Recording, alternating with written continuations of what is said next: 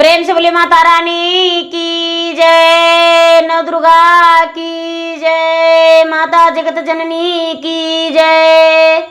गुरु भाई बहना, मैं एक नवरात्रि व्रत की कथा सुनाने जा रही हूँ। इस कथा को पूरा सुनिए और रहस्य जानिए। जय माता रानी, जय अम्बे माँ। गुरु भाई बहना, एक बूढ़ी अम्मा थी और बूढ़ी अम्मा के 5 बेटे थे। बूढ़ी अम्मा अपने बेटे के बहुत लाड प्यार से पोसे पाले थे और बूढ़ी अम्मा बहुत गरीब थी। उसके पास कोई धन नहीं था।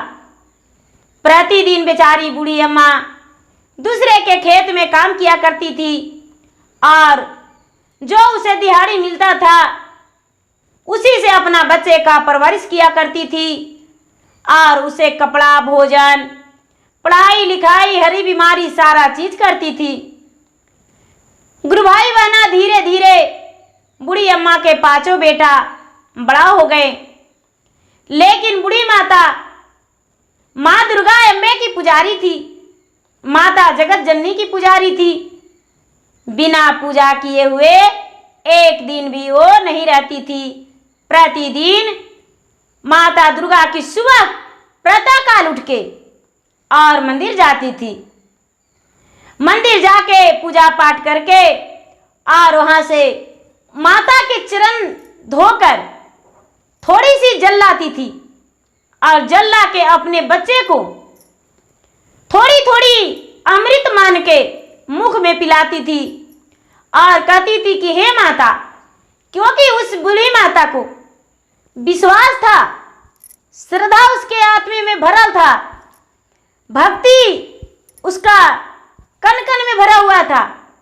वो जल पिलाती थी और वो प्रार्थना करती थी, हे माता, मैं आपको चरण धोकर अपने पुत्र को पिला रहा हूं, मेरे पुत्र को अमर करना और मेरे पुत्र को कोई दुख नहीं देना। गुरु भाई बहना, समय बीतता गया, समय बीतता गया। 5 पुत्र बड़े हो गए। जब 5 पुत्र बड़े हो गए तो बड़ा बेटा का बूढ़ी अम्मा ने विवाह कर दी और बड़ी बहू घर में आ गई। बड़ी बहू जब घर में आ गई तो बूढ़ी अम्मा सोची कि चलो थोड़ा मुझे काम कम करना पड़ेगा, रसोइयां नहीं बनाना पड़ेगा। बहू बनाएगी और प्रेम पूर्वक बैठ के हम माता रानी का पूजा करेंगे। और गुरु भाई बहना, बूढ़ी अम्मा वही करती थी जो बड़ी बहू आई माता के अपने सास के लिए प्रतिदिन सुबह उठ के और घर में झाड़ू लगा के साफ सफाई करके और अपने सास के लिए थाल सजा के रखती थी पूजन के लिए। अपने सास के लिए कुएं से पानी निकाल के देती, माता जी आप स्नान कर लीजिए और स्नान करके पूजा पाठ कर लीजिए। गुरु भाई बहना, ओ माता बूढ़ी अम्मा ने प्रतिदिन प्रेम पूर्वक माता के मंदिर में जाके स्नान करने लगी, पूजा पाठ करने लगी स्नान ध्यान करके। गुरु भाई बहना, दूसरी बहू आ गई और दूसरी बहू भी बिल्कुल बड़ी बहू की तरह मिली। बड़ी बहू की तरह अब बूढ़ी माता को और अच्छा से आराम से पूजा करने का समय मिलने लगा। ये माता जो थी बूढ़ी माता नवरात्रि व्रत के लिए अपने बेटे से अनुरोध किए कि हे बेटा, मेरे पास तो धन नहीं था, मैंने तो नवरात्रि व्रत माता को कलश नहीं रखता था, सिर्फ पूजा करते थे, चौकी नहीं सजाते थे, लेकिन माता रानी को चौकी सजाएंगे और माता रानी को पूजा करेंगे बेटा। प्रतिदिन माता रानी को हम पूजा पाठ करके और कथा भी सुनेंगे। गुरु भाई बहना, 5 बेटा तैयार हो गए और 5 बेटा माता रानी के 9 दिन के लिए तैयार हो गए कि हाँ माता, हम लोग 9 दिन काम नहीं करने जाएंगे और माता रानी को पूजा पाठ करके प्रेम पूर्वक इनका ध्यान लगाएंगे। सारा जिंदगी तो कमाते ही रहते हैं। गुरु भाई बहना, तीसरी बहू आई। तीसरी बहू भी बूढ़ी माता के बहुत अच्छी मिली, लेकिन चौथी बहू आई। चौथी बहू भी बड़ी अच्छी थी।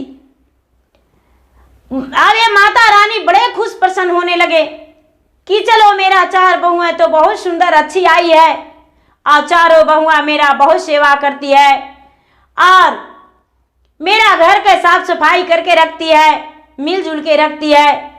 उनके गांव वालों जो थे, गांव वाले बड़े चकित करते थे कि ये बूढ़ी माता का 4 बहुएं आई है और बड़े प्यार से घर में रहती है, बड़े मिलजुल के रहती है। लेकिन गुरु भाई बहना, समय बारंबार एक नहीं होता है। माता रानी के कृपा से चारों बहुएं बड़े अच्छे से मिलजुल के रह रही थी, लेकिन जब छोटी बहू आई तो रसोई में जाने से पहले कहती है, हमसे इतना भोजन नहीं बन पाएगा, इतना सारा भोजन हम क्यों बनाएंगे। मेरी माँ अकेली थी और माता को हम इकलौती बेटी थे और हम सिर्फ 8 रोटियां बनाते थे और माँ बेटी दोनों खा लिया करते थे, इतना भोजन हमसे नहीं बनेगा। गुरु भाई बहना, घर चलाने के लिए चारों बहुआ बोली, कोई बात नहीं छोटी बहू, हम साथ में मिलकर और भोजन बना लेंगे और मिलजुल कर काम बांट के कर लेंगे, हम तो वही करते हैं। गुरु भाई बहना, कुछ ही दिन चला, नवरात्र का दिन आ गया। धीरे धीरे सारे लोग के चारों बहुएं के संतान थी। अब नवरात्र का दिन आ गया तो नवरात्र का दिन आ गया तो साफ सफाई करके और घर में चौकी सजाए, घर में चौकी सजा के माता रानी का भोग लगाए, प्रसाद चढ़ाए। नवरात्र की कथा शुरू हो गई और छोटी बहू जो थी चुपके से अपने पति को कान में बोली, सुनिए,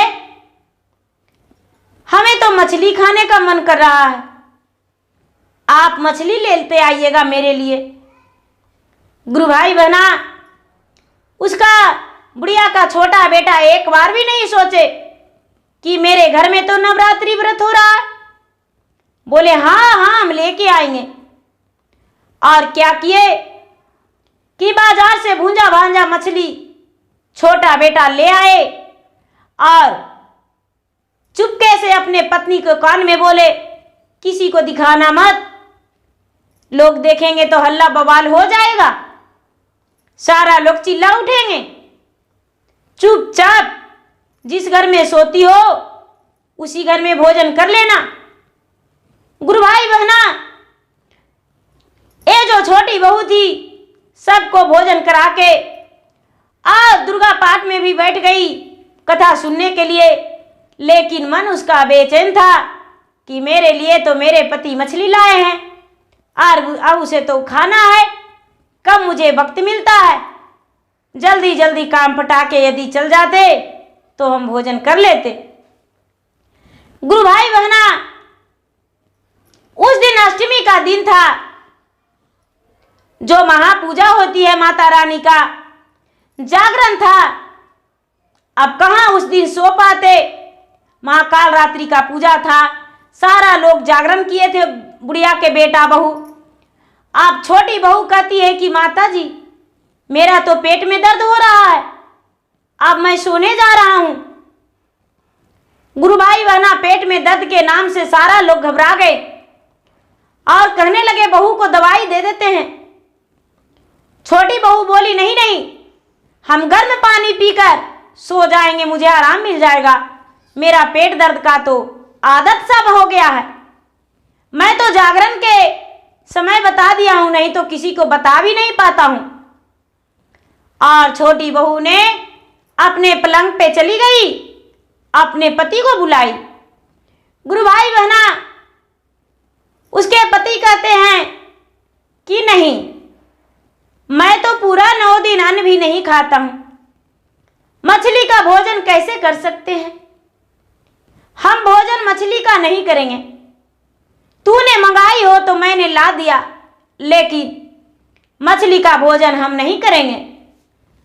गुरु भाई बहना, छोटी बहू ने मछली खाने के लिए शुरू की कि मछली का कांटे उसका कंठ में अटक गया और इतना बुरा तरीका से अटका कि मछली का निवाला पेट में गया ही नहीं और छोटी बहू चिल्लाने लगी। मुंह में जो कांटा था बहुत बड़ा विशाल कांटा बन गया और विशाल कांटा बन के उसका गले में फंस गया। अब तो नहीं अंदर जा रहा है नहीं बाहर, और मछली हटाने से भी भूल गई छोटी बहू और किसी को बता भी नहीं पाई कि मैं मछली खा रहा था। अचानक चिल्लाने लगी। छोटा बेटा ने अपने पत्नी से बोलकर और जागरण में माँ और भाभी के पास, भाइयों के पास चला गया था। अचानक चिल्लाने का आवाज सुने तो सारा लोग आए दौड़कर, क्या हुआ। लेकिन गुरु भाई बहना, इसका मुंह खुला के खुला था। बिस्तर पर इसका मछली देखकर सारा लोग के शरीर कांप उठा। आग बबूले की तरह उनका शरीर उबलने लगा और कहने लगे, अरे तूने क्या किया? तूने आज जागरण के दिन मछली खाया? एक बार भी नहीं सोची? कितना बड़ा माता रानी का अपमान कर रही थी तू। सोच लो। हे माता रानी, इसे आपने क्या ज्ञान दिया था जो ये कर रही थी? हे माता रानी, इसका रक्षा करो। गुरु भाई बहना, पूरा रात मछली के कांटा कंठ में फंसे वो छोटी बहू चिल्लाते रह गई। सारा परिवार जागकर उसे वहां उसमें कोई टच नहीं किए, कोई नहीं ठेके। कहते हैं ये तो अशुद्ध कर रही थी, पूरा हम लोग का पूजा पाठ नष्ट कर रही थी, व्रत तोड़ रही थी, इसमें कैसे ठेके। सवेरा हुआ, डॉक्टर वैद्य को बुलाए। डॉक्टर ने क्या किए कि उसके मुंह से कांटा निकाले। कंठ में ऊपर और नीचे गले में एक जख्म की तरह बन गया। उसे खाने और पानी पीने में भी नहीं बनने लगा। गुरु भाई बहना, छोटी बहू बहुत दुखी रहने लगी। मां से इतना कष्ट दिए कि वो कष्ट किसी से बता भी नहीं सकती थी कि मैंने ऐसा किया।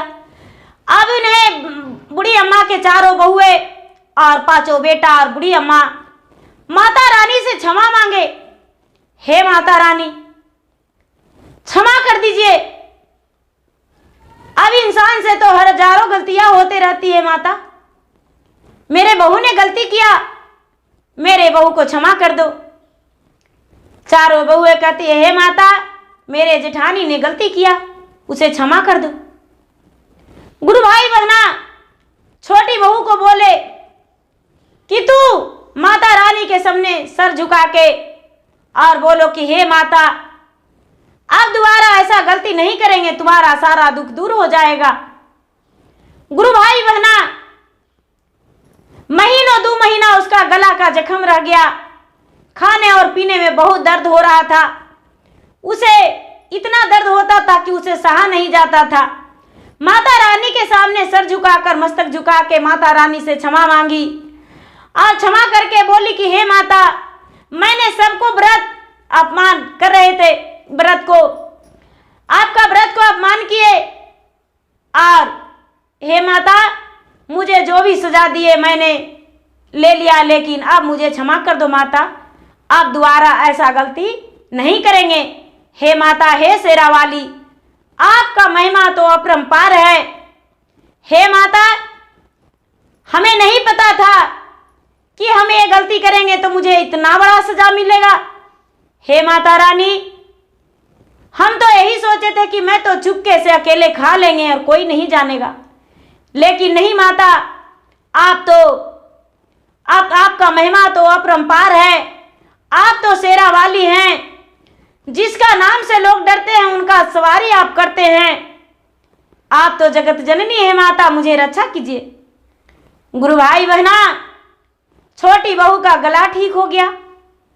गला ठीक हो जाने के बाद वो सुधर गई और सबसे मिलजुल कर रहने लगी।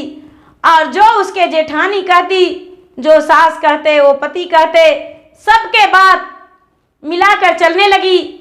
और बूढ़ी अम्मा के 5 बेटा और 5 बहू साथ साथ कोई भी काज करते थे और 5 बेटा बहू सुखी जीवन बिताए। हर खुशियाँ उनके गोद में भरा रहा, घर में भरा रहा। गुरु भाई बहना उनका घर में, बूढ़ी अम्मा के पोता पोती सारा परिवार घर में भरे रहे। गुरु भाई बहना मेरा वीडियो अच्छा लगे तो इसे लाइक कीजिए, शेयर कीजिए, सब्सक्राइब कीजिए। और मैं इंस्टाग्राम पे भी हूँ, मैं फेसबुक पे भी हूँ। मेरा फेसबुक पे फॉलो कीजिए, लाइक कीजिए, शेयर कीजिए। धन्यवाद। जय माता रानी।